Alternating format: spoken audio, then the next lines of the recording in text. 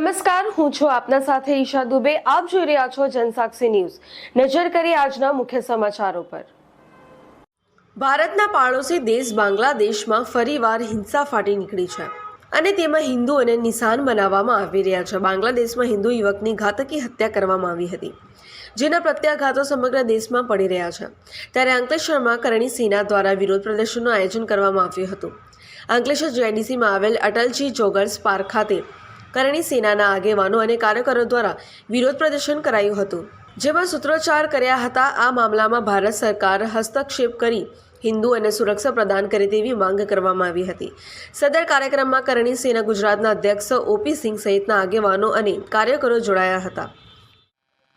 जय भवानी, भारत माता की जय। साथियों, मैं गुजरात प्रदेश करणी सेना का अध्यक्ष ओपी सिंह पश्चिम बंगाल से लेकर के और बांग्लादेश तक एक नेगेटिविटी चलाई जा रही है और वो नेगेटिविटी है हमारे भारतीय हिंदू सनातनियों के अगेंस्ट।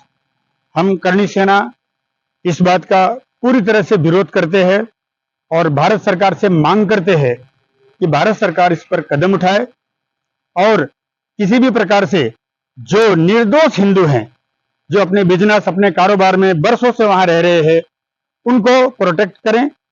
उनको किसी भी प्रकार के असुविधा हो रही है तो सरकार उसके लिए मंच बनाए और उसके ऊपर डिस्कस करे. हमारे करणी सैनिकों की यही मांग है और इसी को लेकर के आज हम लोग यहाँ पर उपस्थित हुए हैं.